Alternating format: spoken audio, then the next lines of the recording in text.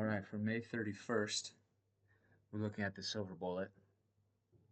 There was no clean liquidity sweep with FVG or BPR entry, but there were some entries.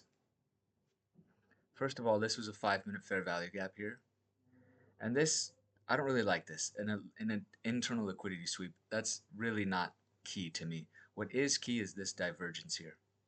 So here on the 948 candle, here on ES is this one here on NQ.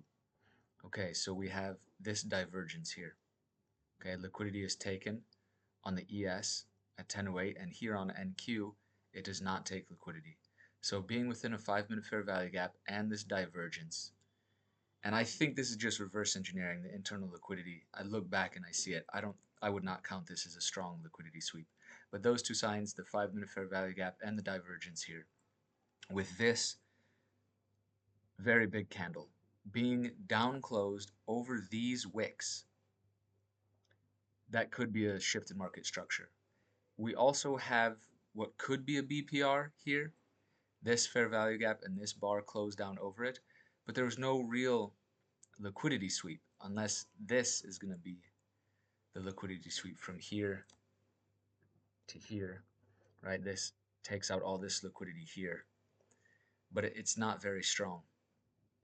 It's not very strong.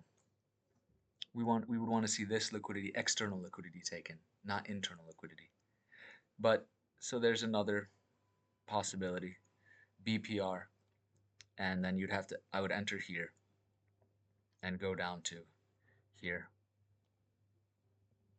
Take profit being at this low. So from here to here.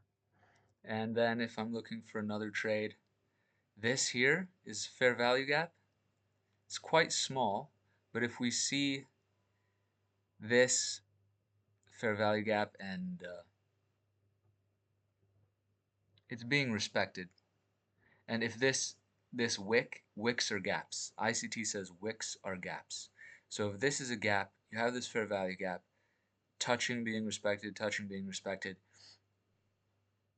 I could go ahead short here again, come down, and look to take profit down here. Here, and would be the first take profit point, and we see there's slight reaction off that, and then this little fair value gap. But this is not a singular fair value gap. There's 1, 2, so that would be kind of dangerous, uneasy. Once it sweeps here and moves up, I would start thinking, oh boy, maybe it's starting to go up here. But we wait a minute or two, and then we see this reaction all the way down to the take profit point.